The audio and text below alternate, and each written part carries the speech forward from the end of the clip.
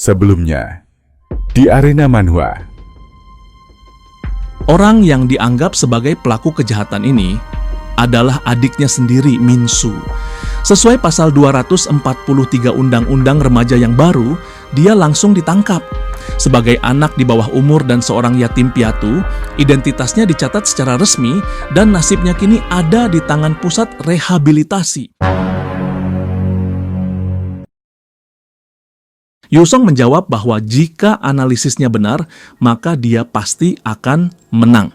Namun jika dia kalah dari orang bodoh itu, dia tidak akan menunjukkan belas kasihan. Lalu dia bertanya, apakah Min-soo masih ingat teknik yang diajarkan padanya? Min-soo dengan percaya diri mengkonfirmasi bahwa dia ingat dan meminta Yusong untuk mempercayainya. Min-soo kemudian kembali ke kamarnya, masuk dengan tenang. Namun para kriminal di dalam sudah menunggunya. Mereka mengejeknya, menanyakan apakah dia menikmati waktunya di sel isolasi dan apakah dia akhirnya belajar dari kesalahannya. Kali ini Min-soo menjawab bahwa dia pernah mengatakan kepada mereka bahwa dia akan menjadikan mereka semua sebagai anjing peliharaan. Namun setelah dipikirkan kembali, dia menyadari bahwa itu bukan solusi yang tepat. Para kriminal terkejut dengan kata-katanya dan perilakunya yang tak terduga. Mereka bertanya apa yang tiba-tiba membuatnya berpura-pura menjadi anjing. Dia menjawab bahwa dia merasa lebih baik jika dia sendiri yang menjadi anjing peliharaan mereka. Lalu Min-soo mulai menjalankan rencana yang telah dijelaskan kakaknya, Yusong. Rencananya sederhana, jika dia benar-benar ingin menang, dia harus menahan semua skema dan serangan musuh serta menunggu momen yang tepat. Karena melalui kesabaran dan ketahanan, kesempatan yang menentukan pasti akan datang. Menurut rencana ini, Min-soo harus bertahan menjadi anjing kelompok mereka. Namun, dia segera merasa sulit menoleransi penghinaan seperti itu, terutama ketika mereka mulai memperlakukannya sebagai mainan. So-an bertanya apakah dia sudah berubah pikiran tentang menjadi anjing sekarang. Sementara itu, yang lain marah padanya karena merusak permainan mereka. Mereka mengungkapkan kekesalan karena perlawanan Min-soo memaksa mereka mengatur ulang semuanya. Namun, meskipun amarahnya membuncah, Min-soo mengingat nasihat kakaknya tentang bertahan. Yang harus dia lakukan hanyalah bertahan selama 5 hari, sampai Yusong mengambil alih ruangan. Sampai saat itu, dia harus menghindari pertarungan apapun. Selama periode ini, kakaknya akan memastikan semuanya diatur untuknya. Min-soo menenangkan diri dan mulai melakukan peregangan. Setelah itu, dia kembali memainkan peran sebagai anjing, menahan semua hinaan yang diarahkan padanya. Pada hari kedua, Min-soo sibuk membersihkan ruangan dengan penuh semangat. Namun dia melihat seseorang mengganggu anak anjing, duduk di atasnya seperti kucing di atas robot vakum saat dia membersihkan. Meski begitu, dia memaksa dirinya untuk menahan amarahnya dan tidak bereaksi.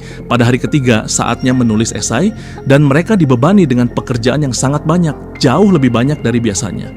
Pada hari keempat, meja makan diikatkan ke punggung Min-soo dan anak anjing. Semua orang berhenti makan, terkejut mendengar apa yang dikatakan Min-soo saat mereka melihatnya memakan sisa makanan mereka.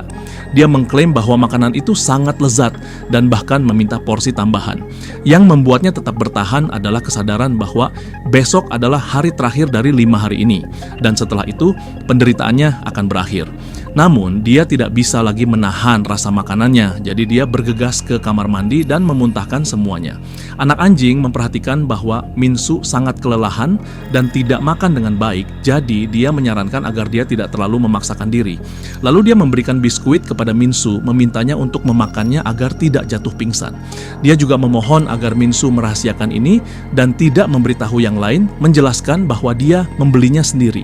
Kemudian dia tersenyum dengan penuh semangat menyemangati Min-soo untuk terus melakukan yang terbaik sebagai anjing peliharaan bersama dirinya. Akhirnya, pada hari kelima di halaman pusat, anggota ruangan keluar untuk bermain. Mereka memperlakukan Min-soo dan anak anjing seolah-olah mereka adalah anak anjing, menyuruh mereka menangkap piring yang dilemparkan. Mereka terus tertawa, berkomentar bahwa Min-soo memainkan peran anjing dengan sempurna. Mereka menyemangatinya, memuji penampilannya, dan menyebutnya sebagai anak anjing yang berbakat. Sementara itu, mereka memarahi anak anjing, menyebutnya gagal, dan menuntut agar dia berusaha lebih keras. Mereka mengejek cara larinya, menyebutnya menyedihkan, dan menertawakan betapa tidak bergunanya kaki pendeknya. Namun tiba-tiba ekspresi mereka berubah saat menyadari ke arah mana anak anjing berlari. Mereka memperingatkannya untuk tidak pergi ke sana, tapi semuanya sudah terlambat. anak anjing menabrak area penyimpanan unit koki yang kebetulan terkunci dan terjatuh ke tanah. Para koki menatapnya tajam, menanyakan siapa dia dan kenapa dia berlari begitu cepat. Dengan mata masih tertutup, merasa ketakutan dan gugup, anak anjing mencoba mencairkan suasana dengan bertanya, apakah mereka mau bermain frisbee dengannya. Di tempat lain, Seo-an sedang bersantai, tidak tertarik untuk ikut bermain bersama yang lain. Pikirannya sepenuhnya tertuju pada Yong, memikirkan bagaimana dia tidak hanya mengenalnya, tetapi juga mengenal Min-su. Sebuah pemikiran terlintas di benaknya bahwa seseorang pasti telah mengirimnya ke sini. Mungkin kakaknya, Josan, adalah orang yang mengirimnya. Namun tiba-tiba pikirannya terputus oleh suara yang memanggil namanya, menanyakan apakah dia adalah pemimpin kamar A3. Seo-an terkejut saat melihat bahwa yang berbicara adalah anggota unit koki yang baru saja menghajar anak anjing habis-habisan. Mereka bertanya apakah anjing ini miliknya, menjelaskan bahwa mulai sekarang dia harus mengawasi hewannya dengan lebih baik karena makhluk bodoh itu telah menyerang mereka lebih dulu. Ini berarti mereka kini mendeklarasikan perang terhadap unit koki. Namun mereka menawarkan untuk melupakan insiden ini jika Seo-an mau meminta maaf. Para anggota kamar langsung naik pitam, berteriak kepada unit koki dan menantang mereka menyelesaikan masalah ini dengan perkelahian, bukan permintaan maaf. Tapi Seo-an segera turun tangan, memerintahkan mereka untuk tidak melakukan apapun dan bersikeras bahwa mereka tidak ingin memperburuk situasi. Dia mengatakan bahwa tidak ada alasan untuk membuat keadaan semakin kacau dan mereka harus tetap berpikir rasional. Salah satu anggota unit koki mengulang kata-katanya dengan nada mengejek, mempertanyakan apakah dia benar-benar menganggap situasi ini masih bisa disebut masuk akal. Lalu, dia mulai menghajar anak anjing dengan brutal, menyeringai sambil bertanya apakah ini terlihat masuk akal baginya dan apakah ini cara Seo-an mengatur segalanya. Seo-an pun mulai mendidih dalam kemarahan. Para anggota kamar mulai mundur, berkomentar bahwa pada akhirnya mereka tidak seharusnya memulai perang dengan unit koki hanya karena anak anjing. Namun, Min-su tetap berdiri di tempatnya, tidak sanggup melihatnya lebih lama. Dia bertanya apakah para penjaga akan turun tangan untuk menghentikan ini. Mereka menjawab bahwa para penjaga tidak akan ikut campur dalam masalah sepele seperti ini. Mereka membiarkan para tahanan menyelesaikannya sendiri. Anak anjing terus memohon bantuan saat dia menerima pukulan demi pukulan, membuat Min-su teringat akan kebaikannya. Dia mengeluarkan bungkus biskuit kosong yang pernah diberikan anak anjing padanya dan merasa tidak bisa hanya diam saja. Namun, di saat yang sama, dia mengingat kata-kata kakaknya tentang bagaimana waktu makan siang akan segera berakhir, kelas akan dimulai, dan dia hanya perlu bertahan sampai saat itu tiba. Jadi Min-su memutuskan untuk pergi, berjalan menjauh sementara anak anjing terus dipukuli tanpa ada yang menolong. Pada saat itu, pemimpin unit koki tertawa terbahak-bahak mengatakan bahwa menghajar anjing mereka terasa sangat memuaskan. Dia lalu meminta agar mereka membiarkannya memiliki anak anjing selama beberapa hari. Namun tepat ketika dia hendak terus menyombongkan dirinya, sebuah cakram terbang menghantam wajahnya dengan kecepatan luar biasa. Dia terjatuh ke tanah di bawah tatapan kaget semua orang. Para anggota kamar menoleh dengan terkejut, tidak dapat memproses apa yang baru saja terjadi. Mereka menyadari bahwa Min-su lah yang telah campur tangan dan melempar cakram itu ke salah satu anggota unit koki. Min-su kemudian berteriak pada mereka, menuduh mereka tidak lebih dari sekumpulan preman yang selalu mencari alasan untuk berkelahi. Dia menambahkan bahwa mereka diperlakukan seperti binatang di tempat ini, melampiaskan rasa frustrasi mereka kepada yang lebih lemah setelah harga diri mereka diinjak-injak. Namun pada akhirnya dia menjelaskan bahwa adalah hal yang wajar jika seseorang merasa marah dan ingin membalas dendam saat anjing mereka dipukuli oleh anjing lain. Saat itu Seo-an melangkah maju, berbicara perlahan dengan nada tenang tapi penuh kemarahan, mengatakan pada Min-su bahwa dia sudah memerintahkannya untuk tidak ikut campur dalam urusan apapun. Namun sebelum dia bisa menyelesaikan kalimatnya, salah satu anggota unit koki tiba-tiba menyela. Min-su mulai mempertanyakan apakah situasinya benar-benar sudah sejauh ini. Dia lalu mengancam akan melaporkan kejadian ini kepada pemimpin unit mereka yang akan memicu perang di antara mereka. Namun Seo-an berhasil membuatnya lengah dengan pukulan kuat ke wajah, menunjukkan bahwa dia tidak peduli dengan konsekuensinya. Dia kemudian berkata kepada Min-su untuk melakukan apapun yang dia mau, bahkan jika itu berarti perang, dan menyuruhnya untuk segera memberitahu pemimpinnya. Tapi sebelum itu dia menyatakan bahwa dia akan terlebih dahulu mengurus para pemberontak. orang-orang mulai berkumpul, bersemangat melihat pertarungan yang akan terjadi, meskipun awalnya mereka tidak yakin siapa yang sedang bertarung. Namun, begitu menyadari bahwa Jo-jun terlibat, mereka semakin antusias. Min-soo merasakan gelombang rasa bersalah, menyadari bahwa seperti yang sudah diduga, dia sekali lagi menghancurkan usaha kakaknya. Namun sekarang sudah tidak ada jalan untuk menghindari kekacauan ini. Saat itu Jo-jun menarik rambutnya dan menyeringai sinis, berkomentar bahwa Min-soo tampak sangat bersemangat untuk menerima pukulan yang lebih keras lagi. Min-soo sadar bahwa dia telah melanggar janjinya kepada kakaknya untuk tidak menimbulkan masalah. Namun setidaknya dia masih berusaha menepati janjinya yang lain. Jadi dia menanggapi Jo-jun dengan mengajukan sebuah taruhan. Taruhannya, siapapun yang menang dalam pertarungan hari ini akan menjadi pemimpin ruangan. Sementara itu, di bagian lain pusat rehabilitasi, tepatnya di ruang pendidikan, para narapidana muda sedang mengikuti pelajaran. Karena mereka masih dalam usia sekolah, semua wewenang di kelas berada di tangan sipir penjara. Artinya, segala sesuatu yang terjadi di dalam kelas berada di bawah yurisdiksi langsungnya. Inilah inti dari rencana Yusong untuk menjadikan Min-soo pemimpin ruangan. Saat Yusong bekerja menciptakan kondisi yang tepat bagi Min-soo untuk menegaskan dominasinya dan mengalahkan Jo-jun, dia melirik jam tangannya, bingung karena mereka belum juga datang. Tanpa menyadari penyebab keterlambatan mereka, tiba-tiba dia mendengar suara keributan dan teriakan dari bawah. Refleks dia menoleh untuk melihat apa yang terjadi. Dia terkejut saat menyadari bahwa orang-orang yang akan terlibat dalam perkelahian besar adalah Min-soo dan Jo-jun. Dia menghela napas berat, berusaha menahan amarahnya, tetapi akhirnya gagal. Dia bergegas ke jendela dan dengan marah meneriaki Min-soo, melontarkan sumpah serapah karena frustrasi. Pada saat itu, Min-soo mengingat kembali teknik bertarung yang telah dia pelajari dari kakaknya Yusong selama masa isolasi. Teknik pertama adalah pukulan hook cepat diikuti dengan serangan keras ke bagian hati. Setelah itu ada serangan ke tubuh bagian atas, tendangan ke bagian tengah, dan tendangan ke bagian bawah. Teknik ke-6 dan ke-7 adalah tendangan depan berputar, dan yang terakhir, pukulan lurus.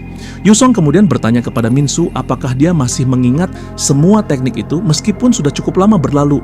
Min-soo merespons dengan mempertanyakan bagaimana mungkin dia bisa mengingat cara mengeksekusi gerakan-gerakan itu.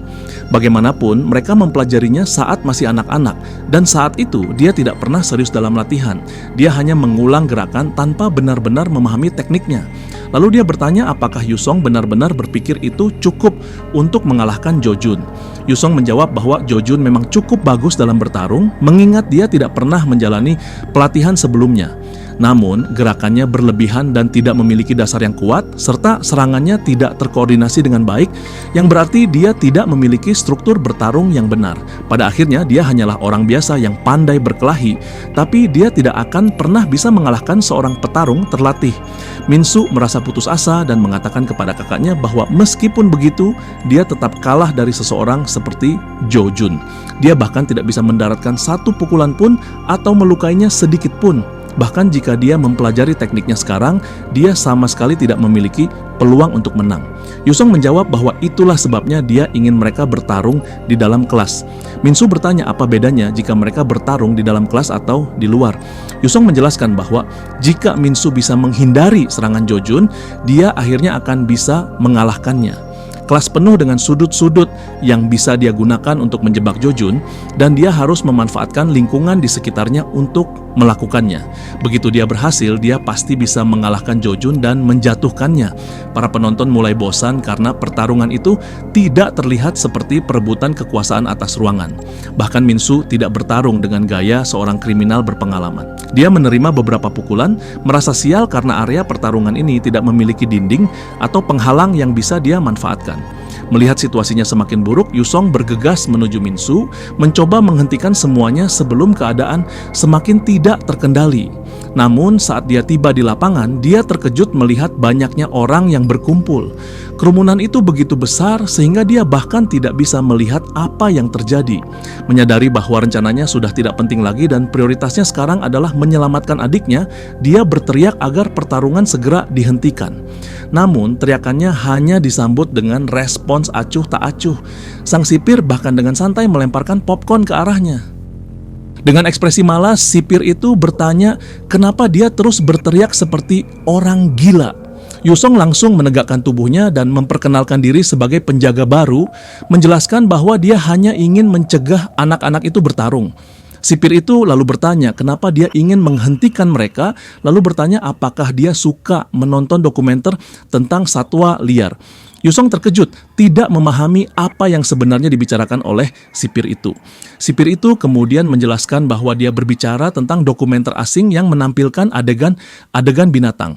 Dia melanjutkan, misalnya saat sedang syuting muncul seekor ular lapar yang mencoba memakan salah satu tikus. Apa yang akan dilakukan kru kamera dalam situasi seperti itu? Lalu dia menjawab pertanyaannya sendiri, mengatakan bahwa mereka tidak akan melakukan apapun karena itu adalah hukum alam. Dengan cara yang sama, mereka juga tidak boleh ikut campur dalam pertarungan ini. Mereka harus menghormati hukum alam. Kemudian dia menambahkan satu hal lagi yang lebih penting. Menyaksikan pertarungan seperti ini sangat menghibur. Yusong pun menyadari bahwa sipir itu benar-benar gila. Kemudian dia mendengar seseorang menyuruhnya duduk di sampingnya dan menikmati pertunjukan. Sementara itu, Minsu menerjang Jojun mencoba melancarkan hook cepat. Namun Jojun dengan mudah menghindarinya dan membalas dengan pukulan brutal, mengejek gaya bertarungnya. Wajah Minsu membengkak akibat pukulan keras itu, membuatnya kesulitan menjalankan strateginya. Satu-satunya harapannya sekarang adalah salah satu serangannya berhasil mengenai Jojun agar dia bisa melanjutkan serangan berikutnya dengan mulus. Saat dia mencoba serangan kedua, Jojun mendengar Minsu menghitung gerakannya dengan lantang dan langsung tertawa terbahak-bahak. Dia dengan sarkastik bertanya, apakah Minsu mengira ini kelas matematika? Lalu sambil menghindari semua serangannya dengan mudah, dia bercanda menawarkan diri untuk mengajarinya berhitung dengan benar. Minsu mulai kehabisan tenaga. Energinya hampir habis dan tanpa cara untuk menjalankan serangannya, dia tidak punya pilihan selain terus menerima pukulan tanpa bisa melawan. Jojun lalu melayangkan tendangan kuat yang menghempaskan Minsu ke kerumunan. Orang-orang mengejeknya, menyuruhnya membidik serangannya dengan lebih baik. Yusong merasa frustrasi, berharap adiknya mau menyerah agar dia bisa menyusun rencana lain. Sementara itu, Minsu sadar bahwa jika ini terus berlanjut, dia akan kalah seperti sebelumnya. Menyadari kekalahan yang tak terhindarkan, dia berpikir bahwa menyerah adalah pilihan terbaik sebelum dia mengalami luka yang lebih parah. Namun sebelum dia bisa bertindak, kerumunan mendorongnya kembali ke dalam pertarungan. Saat dia berbalik, dia terkejut melihat semua orang bersorak mendukungnya, menyuruhnya untuk berhenti bermalas-malasan dan bertarung dengan serius. Mereka bahkan mengancam bahwa jika dia menyerah, mereka semua akan mengejarnya. Iritasi Minsu semakin bertambah saat Jojun mengejeknya, bertanya apakah dia sedang mencari ibunya di antara kerumunan. Minsu menyeringai dan menghapus darah di wajahnya, membuat Jojun terkejut. Jojun langsung bertanya kenapa dia tersenyum. Senyum Minsu semakin melebar saat dia menjawab bahwa itu bukan hal penting, dia hanya baru saja mengingat sesuatu. Akhirnya dia menemukan cara untuk melancarkan serangan penuh dan mengalahkan Jojun. Para penonton semakin bersemangat, berteriak agar mereka berhenti mengobrol dan mulai bertarung lagi. Jojun menguap bosan dan menyuruh Minsu menyelesaikan ini cepat karena dia punya urusan lain. Minsu meregangkan tubuh sejenak, menyatakan bahwa dia juga ingin menyelesaikan ini dengan cepat dan sekarang dia tahu bagaimana melakukannya. Dia mencoba mencari cara untuk menjebak Jojun. Saat merenung, dia teringat kata-kata kakaknya, Yusong, yang mengatakan bahwa jika dia bisa memojokkan OJ, kemenangan akan ada dalam genggamannya. Lalu dia bertanya apakah ada sesuatu yang tidak dia pahami. Minsu menjawab bahwa semakin dia memikirkannya, semakin sulit untuk dilakukan. Karena Jojun tidak akan begitu saja jatuh ke dalam jebakan yang jelas. Dia lalu bertanya apakah Yusong punya ide untuk menyelesaikan masalah ini. Yusong menjawab bahwa begitu dia berhasil mengepungnya, dia bisa berpura-pura menjadi target yang mudah, membuat Jojun lengah dan mendekatinya tanpa waspada. Minsu mengatakan bahwa dia pernah memikirkan itu sebelumnya, tetapi dia sadar bahwa jika gagal, rencana mereka akan benar-benar berantakan. Yusong lalu mengatakan bahwa dalam kasus itu, dia akan mengajarkan kata ajaib yang bisa membuat Jojun langsung menyerangnya. Begitu mendengar itu, Minsu langsung berlari ke pintu, memarahinya dan bertanya kenapa dia tidak memberitahunya lebih awal. Namun Yusong mengulangi kata-katanya dengan lebih serius, menekankan betapa efektifnya rencana ini. Minsu yang kini semakin penasaran mendesaknya untuk segera memberitahu kata itu karena dia tidak sabar lagi. Adegan bergeser ke Minsu yang tiba-tiba bertanya pada Jojun dengan nada provokatif kalau kakaknya yang cantik bernama Gasiman. Dia bilang, bisa dipakai nggak? Jojun langsung naik pitam dan menerjang Minsu dengan pukulan keras. Dia mendaratkan serangan telak dan menuntut jawaban tentang siapa yang memberitahunya nama itu. Minsu menyeringai mengatakan bahwa kata ajaib itu bekerja dengan sempurna. Jojun yang kehilangan kendali terus menghajarnya, menuntut jawaban bagaimana dia bisa tahu tentang kakaknya. Namun, Minsu terus memprovokasinya sambil berhasil menangkis beberapa serangan. Dia kemudian menarik rambut Jojun dan mengejeknya, menyebutnya sebagai bocah kecil yang selalu menangis untuk kakaknya. Saat itu juga, dia menghantam wajah Jojun dengan pukulan keras sambil terus melontarkan hinaan tentang dia dan kakaknya. Minsu terus menyerangnya, memperingatkan agar tidak menangis pada kakaknya nanti. Namun Jojun kembali fokus dan menyadari bahwa jika dia melangkah mundur satu langkah, dia bisa menghindari serangan Minsu. Tapi saat dia melangkah ke belakang, dia justru menabrak kerumunan di belakangnya yang mulai mendorongnya ke depan, menyuruhnya untuk terus bertarung.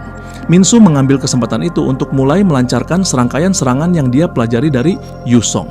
Dia meluncurkan pukulan demi pukulan dengan tekad yang kuat. Sementara itu, Jojun merasa terperangkap, tidak bisa menemukan celah untuk menghindar. Dia menyadari bahwa jika ini terus berlanjut, satu-satunya pilihan adalah melancarkan serangan balik habis-habisan. Saat Jojun berusaha melepaskan pukulan, dia mendapati tangannya terjebak di antara orang-orang di sekitarnya. Dalam sekejap, Minsu menghantam perutnya dengan pukulan kuat, membuatnya tersentak tanpa bisa melawan. Pukulan itu begitu keras hingga membuat Jojun muntah, merasa benar-benar terjebak tanpa ruang untuk bergerak. Lalu datanglah serangan ketiga, pukulan telak ke wajahnya. Jojun bahkan tidak punya waktu untuk berpikir bagaimana menghindarinya. Adegan bergeser ke Yusong yang tampak sangat terkejut melihat apa yang terjadi. Dia bergumam bahwa dia telah menyuruh Minsu untuk menjebak Jojun ke dinding atau meja, tetapi dia malah menggunakan kerumunan sebagai pengganti dinding. Sementara itu, Minsu terus melancarkan serangan tanpa henti dan Jojun tak bisa berbuat apa-apa selain menerima pukulan. Jojun berpikir dalam hati bahwa dia harus melarikan diri bagaimanapun caranya. Saat ini, dia tidak bisa menghindar atau melawan sama sekali. Satu-satunya opsi yang dia miliki adalah mencoba melarikan diri ke samping. Namun, sebelum dia bisa bergerak, Minsu menghantam kakinya dengan tendangan keras. Dia langsung melanjutkan serangan beruntun yang dia mulai sejak awal pertarungan. Jojun menyadari bahwa sisi kanannya sepenuhnya tertutup, yang berarti satu-satunya pilihan adalah bergerak ke arah lain. Namun, begitu dia mencoba bergerak, Minsu kembali menghantam perutnya dengan pukulan brutal. Dengan suara dingin, Minsu mengatakan bahwa dia tidak akan kemana-mana. Saat itu juga, Jojun sadar bahwa tidak ada jalan keluar dari pertarungan ini. Lebih dari itu, dia merasa seolah-olah Minsu telah tumbuh lebih besar dan lebih kuat. Minsu terus mendaratkan pukulan ke seluruh tubuh Jojun. Sementara itu, Jojun dengan wajah bengkak akibat serangan yang terus-menerus mengatakan pada dirinya sendiri bahwa dia harus melawan. Dia tidak bisa terus menerima serangan seperti ini. Akhirnya, dia mencoba memukul kepala Minsu, tetapi Minsu menghindarinya dengan mudah. Terkejut dengan lemahnya serangan itu, Minsu langsung membalas. Dia berkata bahwa pukulan selemah itu tidak akan pernah berpengaruh padanya. Kemudian, dia kembali melancarkan rentetan pukulan ke arah Jojun. Dia berteriak bahwa ini adalah hukuman bagi Jojun karena telah menghina ibunya sejak awal. Kemarahan Minsu semakin membara saat dia terus menghantam Jojun. Dia mengatakan bahwa hanya dengan mengingat bagaimana Jojun menghina ibunya saja sudah cukup membuatnya semakin marah. Para penjaga yang menyaksikan pertarungan itu tampak tidak percaya. Jojun benar-benar dihancurkan dan kemungkinan besar dia akan kalah dalam pertarungan ini. Jojun yang berusaha keras menahan rasa sakit mengatakan pada dirinya sendiri bahwa dia tidak bisa menerima lebih banyak serangan lagi. Dia harus mengenai Minsu dengan serangan berikutnya, tidak peduli apapun yang terjadi. Namun sebelum dia bisa melakukan sesuatu, Minsu kembali menghantam wajahnya dengan pukulan yang sangat kuat. Dia menuntut jawaban bagaimana Jojun berani menghina ibunya padahal dia sama sekali tidak mengenalnya. Kemudian dia memerintahkan Jo Jun untuk meminta maaf atas semua yang telah dia katakan. Akhirnya Jo Jun terjatuh ke tanah, benar-benar tak bisa bergerak setelah menerima begitu banyak serangan brutal. Tentu saja semua ini terjadi di tengah keterkejutan semua orang yang menyaksikan pertarungan tersebut. Fokus kemudian beralih ke Min Soo yang terengah-engah bergumam bahwa Jo Jun, si brengsek itu, tetap tidak berniat meminta maaf sampai akhir. Saat Jo Jun kehilangan kesadaran, kerumunan mulai berdiskusi dengan heboh. Mereka dengan suara bulat mengumumkan Min Soo sebagai pemimpin baru. Mereka mengungkapkan keterkejutan mereka akan betapa lemahnya Jo Jun selama ini. Mereka tidak percaya bahwa dia bisa kalah dari seseorang seperti Min Soo. Mereka terus menertawakannya. Pada saat itu para penjaga, tiba-tiba seorang pria turun tangan dan memerintahkan semua orang untuk minggir. Para tahanan bersorak saat kepala penjara memasuki ruangan. Begitu sampai di hadapan Min Soo, kepala penjara berkata bahwa dia tidak pernah menyangka Min Soo akan menang dalam pertarungan ini. Namun Min Soo telah melampaui semua ekspektasi. Dia menambahkan bahwa seperti yang diduganya, kerajaan hewan memang sangat menarik. Seekor tikus kecil berhasil mengalahkan ular. Namun Min Soo sama sekali tidak mengerti apa yang dia maksud. Kepala penjara melanjutkan mengatakan bahwa sejak Min Soo tiba di fasilitas ini, dia sudah mulai menyusun rencana. Dan sejauh ini Min Soo telah menjadi tontonan yang cukup menghibur, bahkan saat bertarung. Namun sebelum kepala penjara bisa berbuat sesuatu pada Min Soo, Yusong maju dan mengangkat Jo Jun lalu bertanya apa yang harus dilakukan dengannya. Kepala penjara menjawab dengan acuh tak acuh, mengatakan bahwa mereka bisa memasukkannya ke sel isolasi atau melakukan apapun yang mereka inginkan. Itu tidak penting baginya. Yusong lalu membawa Jo Jun pergi melewati Min Soo. Namun sebelum benar-benar pergi, dia mendekat dan berbisik kepada Min Soo tanpa ada yang menyadarinya, bertanya bagaimana dia bisa menjadi begitu keras kepala. Min Soo sambil menyeringai menjawab bahwa dia pasti mewarisinya dari kakaknya karena tidak ada orang lain yang bisa memberikannya. Yusong pun berpikir bahwa bagian pertama dari rencananya telah berhasil diselesaikan. Sekarang saatnya beralih ke fase kedua. Adegan beralih ke Gasiman, di mana Yusong menceritakan semua yang terjadi, memberitahunya bahwa saudara laki-lakinya telah dikurung di sel isolasi. Gasiman menjawab bahwa dia sudah tahu. Yusong terkejut dan mengatakan bahwa ini bukan bagian dari rencananya, lalu meminta maaf atas hasilnya. Namun Gasiman tampak tidak terlalu peduli dan malah memintanya untuk diam sejenak agar dia bisa menggambarnya. Dia mengeluh bahwa Yusong terus bergerak, yang membuat pose yang dia inginkan menjadi kacau. Yusong yang jelas kelelahan bertanya berapa lama dia harus tetap diam seperti ini. Dia menjelaskan bahwa dia terlalu lelah untuk bertahan lebih lama lagi. Dia juga menambahkan bahwa mereka seharusnya memilih pose yang lebih nyaman. Gasiman kemudian menawarkan pose alternatif dan meminta pendapatnya. Namun Yusong langsung menolaknya, mengatakan bahwa itu bahkan lebih tidak nyaman. Gasiman hanya berkata agar dia tetap seperti itu dan berhenti mengeluh. Setelah beberapa waktu, dia mendekati Yusong dan berkata bahwa dia hampir selesai. Yusong bertanya apakah dia bisa melihat gambarnya. Namun Gasemin mengatakan bahwa gerakannya telah sedikit merusak gambar itu. Dia lalu menyerahkan sketsa itu kepadanya, menyatakan bahwa lukisan ini harus cukup bagus untuk membuatnya diterima sebagai murid terbaik di Akademi Seni. Yusong tampak kesal dan berkata bahwa seharusnya ini adalah karya seni yang indah, dan yang lebih penting, orang yang digambar seharusnya adalah dirinya. Namun Gasemin dengan santai menjawab bahwa dia tidak perlu terlihat begitu kecewa. Dia menjelaskan bahwa model yang mereka gunakan tidak ideal. Itulah sebabnya gambarnya menjadi seperti itu. Kemudian dia menambahkan bahwa mungkin Yusong merasa sedih karena apa yang terjadi pada adiknya. Namun dia meyakinkan bahwa tidak perlu meminta maaf kepadanya karena saudaranya memang pantas dimasukkan ke dalam sel isolasi. Namun tiba-tiba dia berkata bahwa sekarang dia merasa Yusong memang harus meminta maaf kepadanya tanpa alasan yang jelas. Dia kemudian memberitahu Yusong bahwa dia memiliki masalah serius yang harus segera dihadapi. Yusong dengan nada sarkastik berkata bahwa jika yang dimaksud adalah gambarnya, maka ya dia memang dalam masalah besar. Namun Gasemin mengoreksi mengatakan bahwa itu bukan yang dia maksud. Dia memberitahu Yusong bahwa adiknya sedang dalam masalah dengan kelompok memasak. Ada rumor bahwa Min Soo telah memukul salah satu anggota mereka dengan kaleng. Gasemin melanjutkan menjelaskan bahwa ketika dia berada di fasilitas itu, dia adalah bagian dari kelompok memasak perempuan dan kadang-kadang mereka berinteraksi dengan kelompok memasak laki-laki. Dia mengungkapkan bahwa orang-orang ini sangat kompak dan mereka kemungkinan besar akan mengeroyok adiknya karena telah berkelahi dengan salah satu anggota mereka. Yang lebih buruk lagi, ada satu orang yang harus sangat diwaspadai oleh Minsu, pemimpin kelompok memasak, Jang Do-buu. Sementara itu, saat Minsu menerima makanannya, Jang Do-buu secara pribadi mendekatinya untuk memastikan apakah dia benar-benar Minsu. Minsu menjawab bahwa dia memang Minsu. Jang Do-buu lalu berkata bahwa dalam hal ini dia seharusnya mendapatkan porsi makanan ekstra besar. Minsu terkejut dan bertanya apa maksudnya. Jang Do-buu menjawab bahwa Minsu tampak seperti anak baik, jadi dia hanya ingin bersikap baik padanya. Namun saat Jang Do-buu mulai menyajikan makanan, porsinya sangat besar hingga meluap dari piring Minsu. Minsu dengan cepat menyuruhnya berhenti, mengatakan bahwa itu terlalu banyak. Adegan kembali ke Yusong dan Siman, di mana Siman menyebutnya bodoh karena tidak memahami situasinya. Yusong bingung bertanya mengapa dia mengatakan itu. Siman menjelaskan bahwa Jang Do-buu adalah orang yang sangat menakutkan. Dulu, dia hampir membunuh 2 penjaga hanya karena seseorang mengeluh tentang masakannya. Adegan kembali ke Jang Do-buu yang menatap Minsu dengan senyum sinis. Dia mengatakan bahwa kelompoknya memberitahunya bahwa Minsu telah mengalahkan mereka.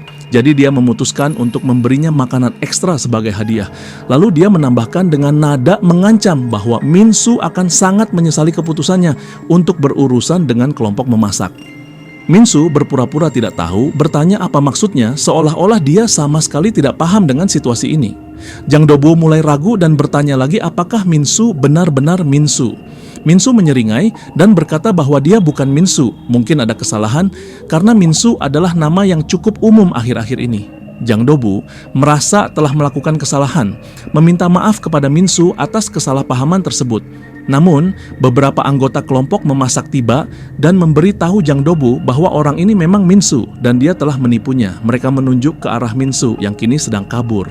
Jang Do-buu mulai mengumpat dan berteriak ke arahnya. Sementara itu Minsu berlari sekencang mungkin, berpikir bahwa dia baru saja nyaris mengalami bencana besar. Adegan kemudian beralih ke presiden yang tampak dalam suasana hati yang sangat baik. Dia berterima kasih kepada 3 pemimpin partai yang menghadiri pertemuannya, menyambut mereka dan meminta mereka untuk melupakan politik sejenak dan lebih fokus membahas kondisi para narapidana. Dia kemudian berjabat tangan dengan Wakil Presiden Kang, mengomentari bahwa sudah lama sejak terakhir kali mereka bertemu.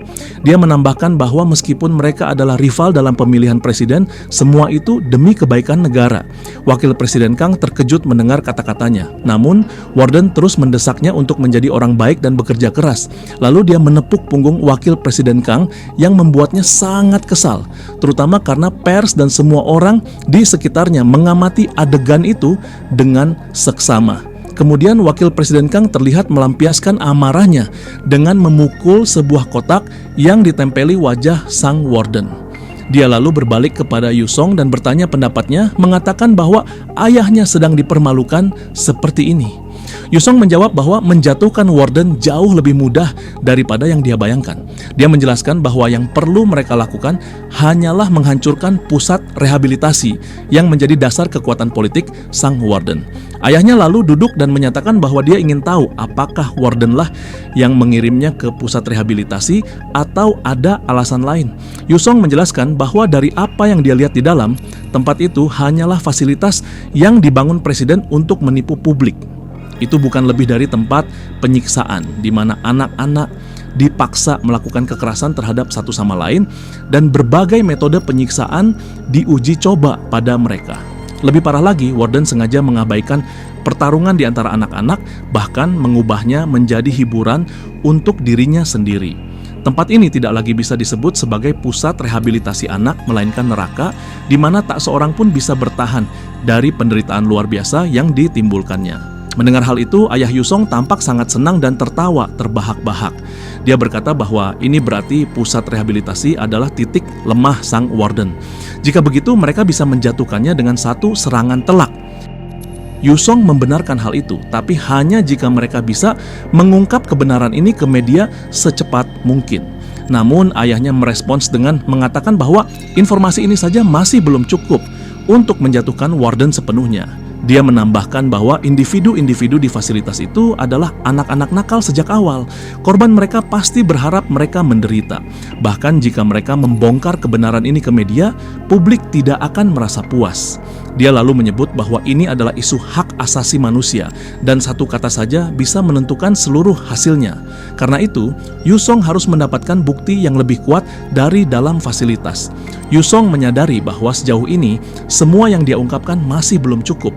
Adegan lalu beralih ke Yusong yang mengenakan seragam keamanan, mengamati anak-anak di fasilitas itu yang dipermalukan dan menjeritnya kesakitan. Sementara itu, Warden menonton dengan acuh tak acuh, sementara para penjaga tanpa ampun memukuli siapapun yang tidak berperilaku sesuai harapan mereka. Di tengah semua ini, Warden tetap tidak peduli.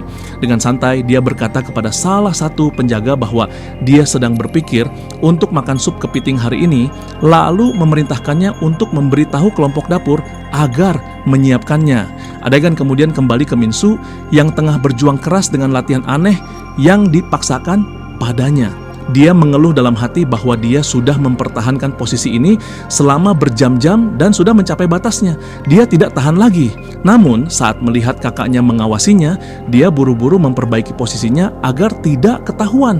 Tapi kemudian dia menyadari bahwa penjaga yang membantunya menyesuaikan posturnya ternyata adalah Yuong. Yuong memberitahunya bahwa dia tidak perlu menjalani hukuman ini lebih lama. Sebagai gantinya, dia akan dipindahkan untuk menerima disiplin individu.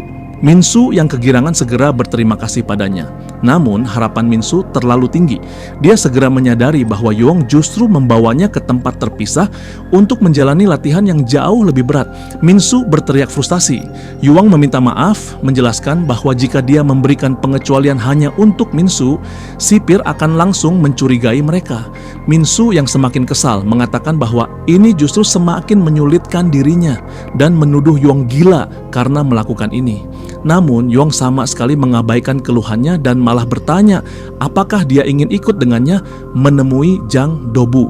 Minsu yang kebingungan bertanya, apa tujuannya? Yuong menjawab bahwa sudah saatnya menjelaskan tahap kedua dari rencana mereka. Dia menjelaskan bahwa pusat rehabilitasi ini menggunakan sistem poin dan penalti. Jika seseorang mengumpulkan 100 poin positif, mereka bisa mengajukan peninjauan untuk pembebasan lebih awal. Namun semakin banyak poin penalti yang diterima, semakin lama waktu peninjauan mereka tertunda. Saat ini Minsu memiliki minus 50 poin karena 2 kali dikurung di sel isolasi serta terlibat dalam perkelahian besar. Selain itu, dia belum mendapatkan 1 pun poin positif sejak tiba di fasilitas ini.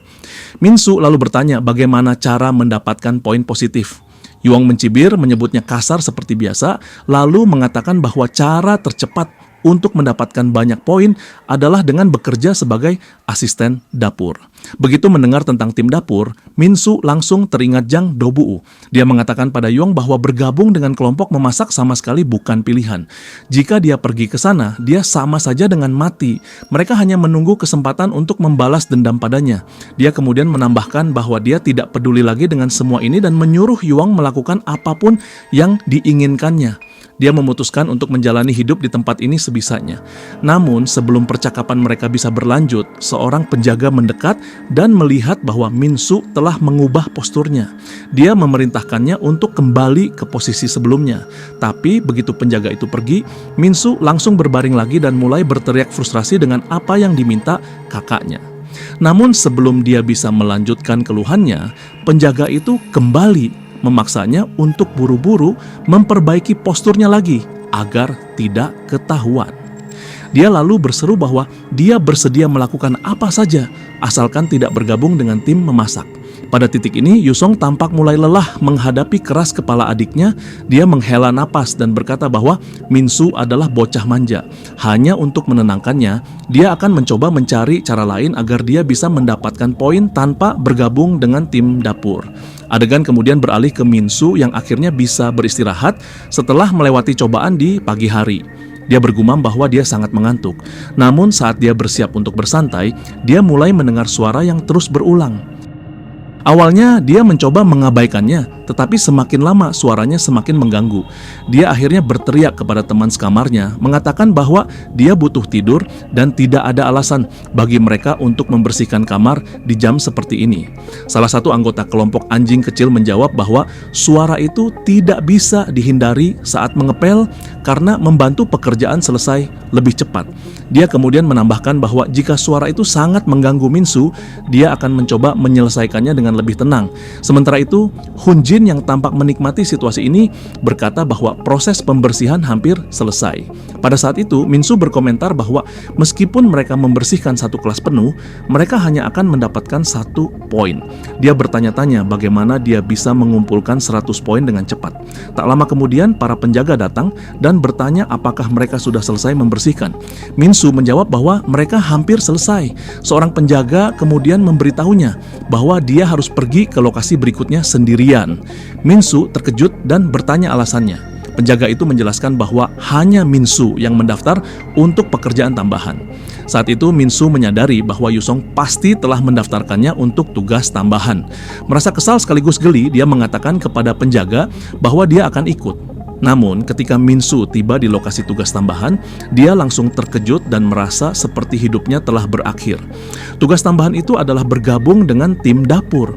Di sana, dia berhadapan langsung dengan Jang Do-bu yang menatapnya dengan ekspresi mengerikan. Saat itu, Minsu teringat janjinya dengan Yusong bahwa dia tidak akan dipaksa bergabung dengan tim memasak. Jang Do-bu adalah kepala koki fasilitas itu, hanya seorang anak laki-laki yang bercita-cita menjadi koki terbaik di Korea. Seluruh hidupnya berpusat pada seni memasak. Tangan kanannya telah terlatih untuk mengendalikan wajan besi seberat 3 kg dan mengangkat hingga 2 kg makanan dengan mudah. Sementara itu, tangan kirinya terlatih untuk pekerjaan yang memerlukan presisi dan ketelitian. Adegan beralih ke kafetaria, di mana anak-anak mengeluhkan makanan mereka yang hambar. Fokus kembali ke Jang Do-bu yang tampak sangat marah tetapi berusaha menahan emosinya agar tidak menimbulkan masalah. Dia bergumam pada dirinya sendiri bahwa dia mencoba untuk tetap tenang, tetapi dia tidak bisa menahannya lebih lama lagi. Tidak ada satupun orang di dapurnya yang tahu cara memasak dengan benar. Mereka bahkan tidak bisa menangani tugas-tugas dasar. Mereka begitu tidak kompeten sampai-sampai mereka bisa membakar mie saat merebusnya. Salah satu pekerja dapur mendekatinya sambil membawa panci gosong dan dengan penuh semangat berkata bahwa dia baru saja menemukan cara untuk membuat minyak.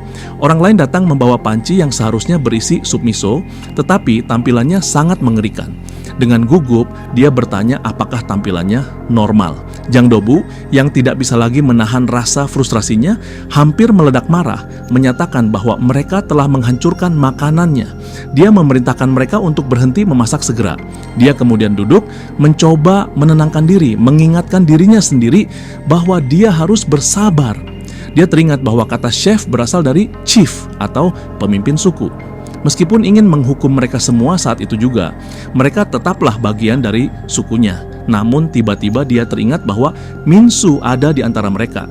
Dia meraih wajahnya dan berjalan dengan marah ke arah Minsu, menyatakan bahwa Minsu berbeda.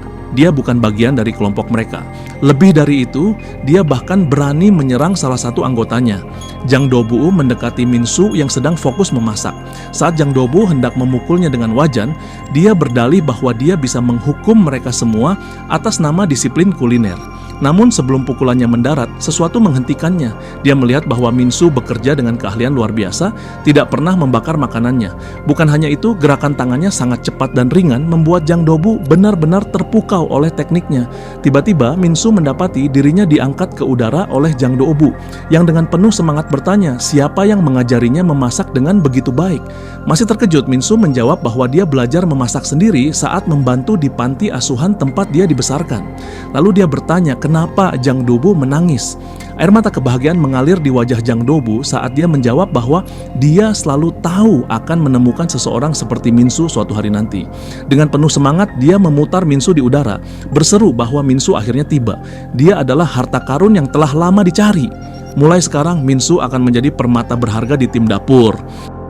Namun Minsu yang ketakutan berteriak memohon agar dia segera diturunkan.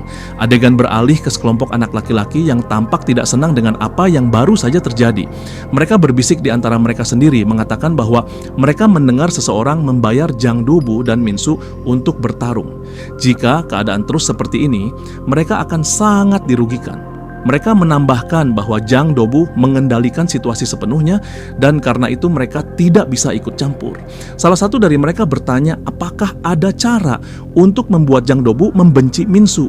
Yang lain menjawab bahwa jika masakan Minsu mulai terasa buruk, Jang Dobu pasti akan berbalik melawan dia. Mereka semua tertawa dan sepakat bahwa ini adalah rencana sempurna. Mereka akan diam-diam mencampurkan sampah ke dalam masakan Minsu. Mereka memutuskan untuk segera menjalankan rencana tersebut, yakin bahwa ini akan menjadi akhir bagi Minsu.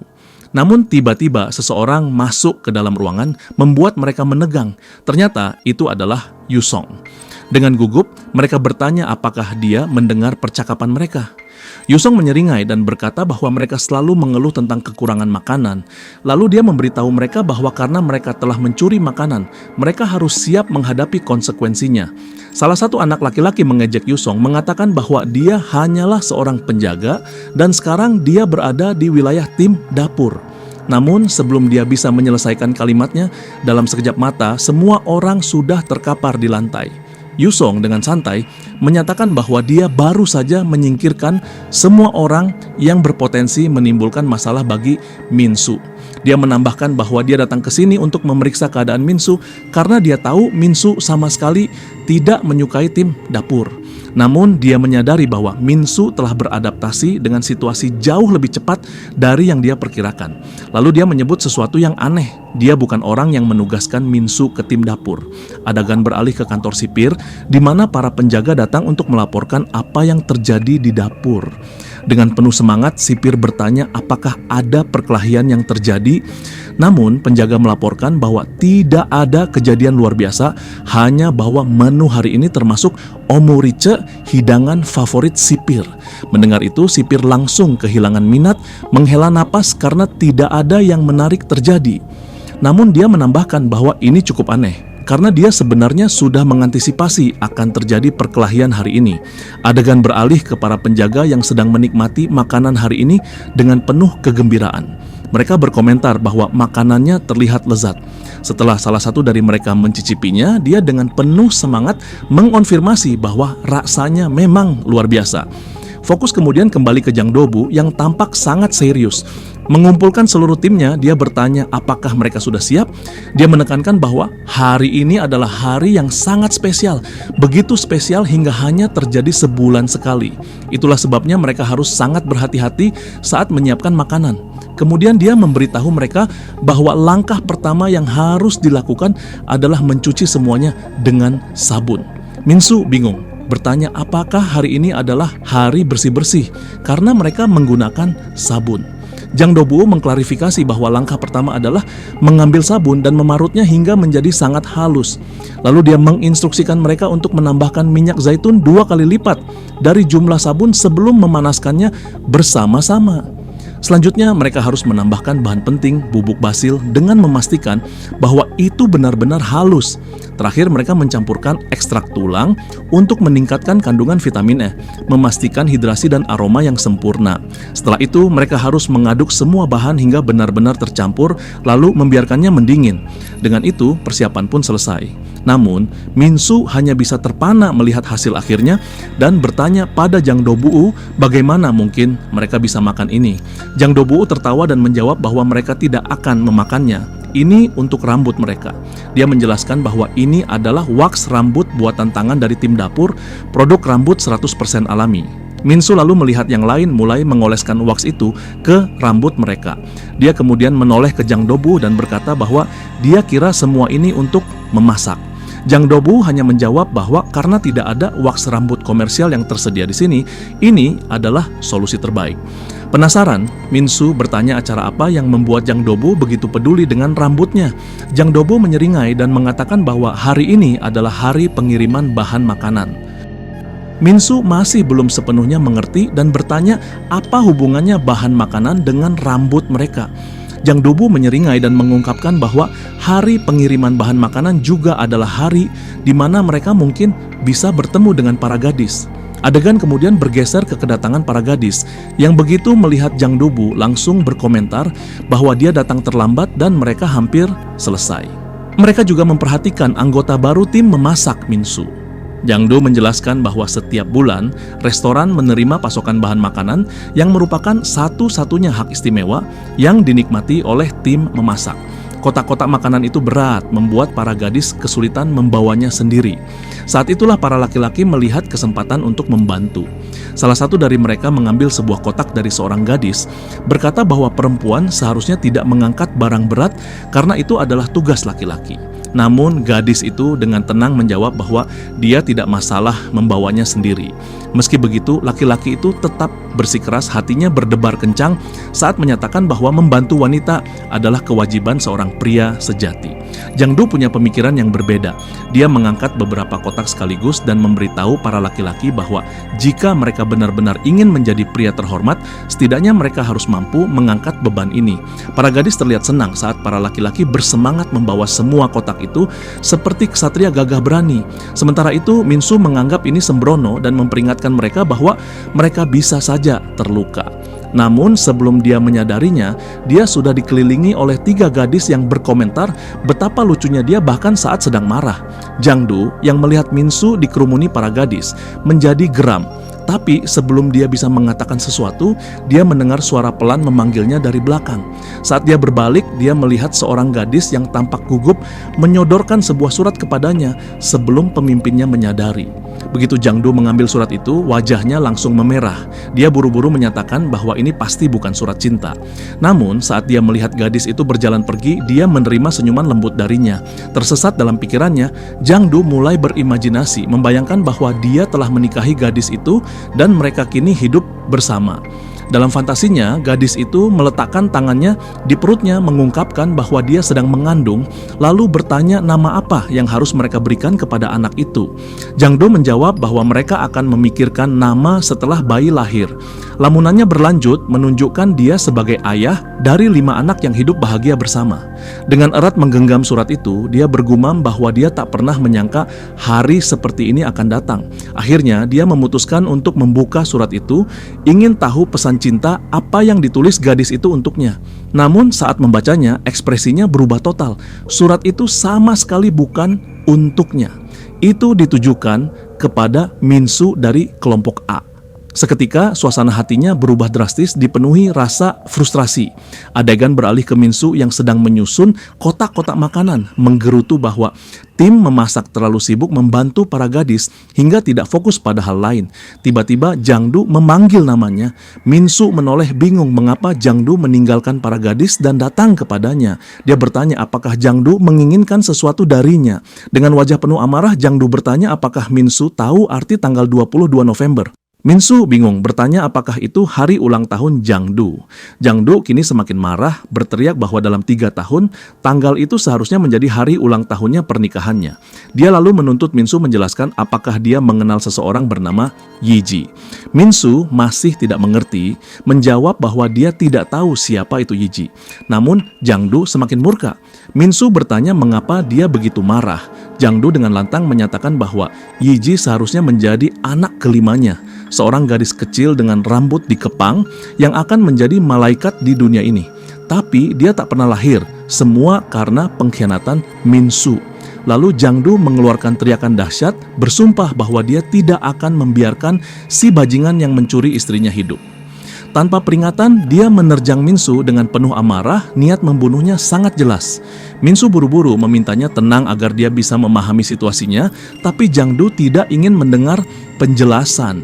Dia melayangkan pukulan ke arah Minsu yang nyaris tak bisa menghindar. Dampaknya begitu kuat hingga tangan Jang Du menembus dinding.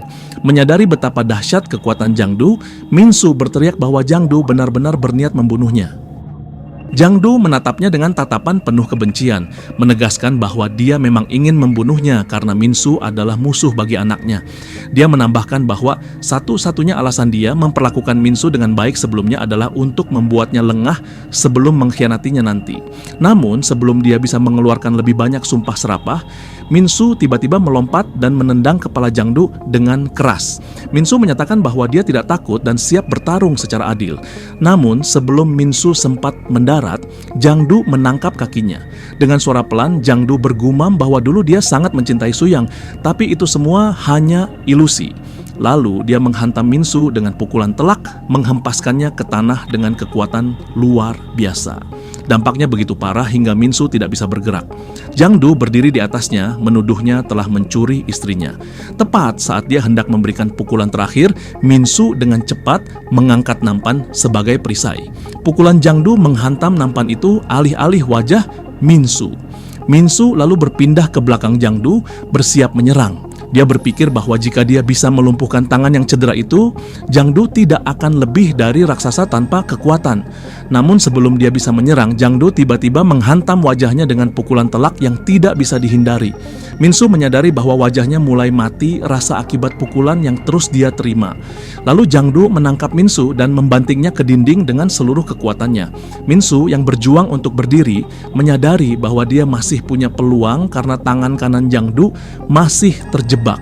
Namun secara tidak sengaja dia malah mengingatkan Jangdu yang langsung menarik tangannya keluar. Dengan amarah membara, dia kembali menerjang Minsu. Saat bertarung, dia menggumamkan bahwa dia dulu ingin pergi mendaki gunung bersama Suyang. Lalu dia melayangkan pukulan kuat dengan tangan kanannya, tapi Minsu berhasil menghindarinya di detik terakhir. Namun Minsu tidak menyadari bahwa dia telah mundur ke sudut ruangan. Tiba-tiba sebuah ide terlintas di benaknya ketika dia menyadari bahwa dia kini berada di sudut dikelilingi oleh dua dinding. Beberapa saat kemudian, Jang Dobu melompat ke arahnya, menyerang dengan seluruh kekuatannya dan melayangkan pukulan brutal. Namun dia segera menyadari ada yang tidak beres. Pukulannya tidak mengenai wajah Minsu seperti yang dia harapkan.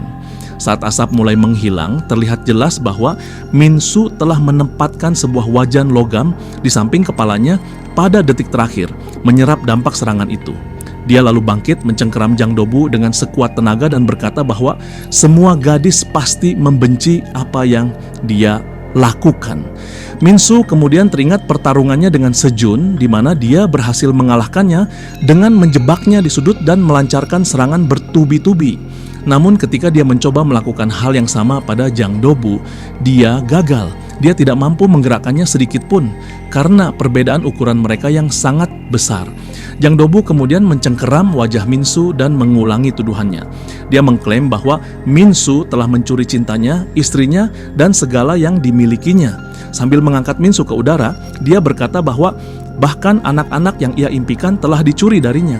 Dia menambahkan bahwa hukuman yang pantas diterima Minsu adalah kematian.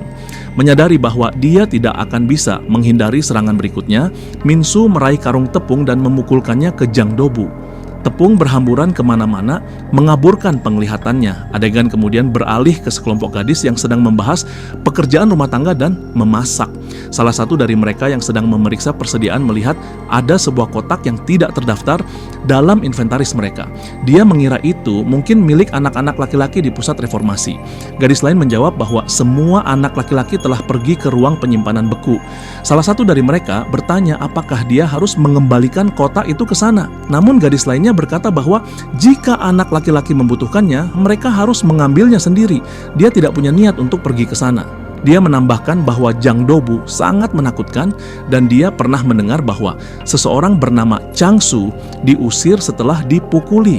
Dia bertanya-tanya apakah dipukuli oleh Jang Dobu juga akan membuatnya diusir. Namun, seorang gadis lain melangkah maju, menawarkan diri untuk pergi ke sana sendiri. Yang lain memperingatkannya agar berhati-hati supaya tidak diserang oleh Jang Dobu. Namun, dia justru mempertanyakan kekhawatiran mereka, mengatakan bahwa menurutnya Jang Dobu adalah orang yang baik. Adegan kembali ke Minsu yang kini berlari secepat mungkin untuk melarikan diri dari Jang Dobu.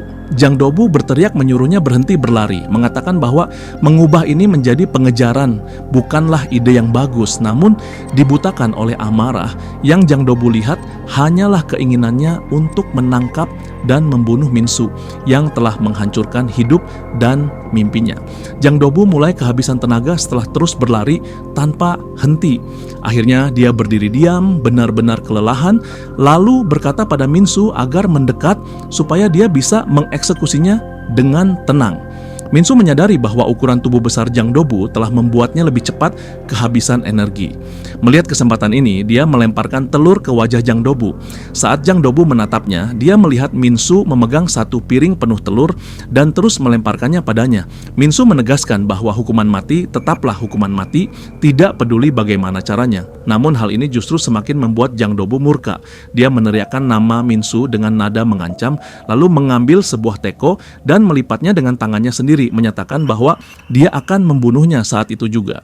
Kemudian dia melemparkan teko itu ke arahnya. Minsu nyaris tidak bisa menghindarinya. Jang Dobu terus melemparkan apa saja yang bisa dia temukan di sekitarnya, sementara Minsu memperingatkannya bahwa jika dia terus seperti ini, seseorang mungkin benar-benar akan terbunuh. Dia bahkan menyebutnya gila. Sebagai tanggapan, Jang Dobu berteriak agar Minsu berhenti menghindar dan menerima nasibnya. Tiba-tiba Jang Dobu melihat sebuah wajan berisi minyak mendidih dan bertanya-tanya mengapa dia tidak terpikirkan hal ini sebelumnya. Dia mengambil wajan itu dan melemparkannya ke arah Minsu. Saat itulah gadis yang tadi menawarkan diri tiba di depan pintu ruang penyimpanan. Bagaimana nasib wanita ini saat memasuki ruangan dan bagaimana nasib Minsu? Makanya stay tune terus di channel ini karena kita akan bahas kelanjutannya. Jangan lupa untuk like dan tonton sampai habis semua konten Arena Manhwa ya. Karena channel ini belum dimonetisasi. Kalian bisa traktir aku ngopi di link yang ada di deskripsi ya. Donasi kalian sangat ngebantu Mimin banget. Oh iya, aku mau nanya dong. Kalau misalnya channel kita upload beda-beda judul manhwa, seru nggak sih? Apa fokus satu aja? Soalnya ini masih ongoing, jadi harus nabung juga kan? Komen ya, aku mau tahu masukan kalian gimana. Arigato, maseng-maseng semua!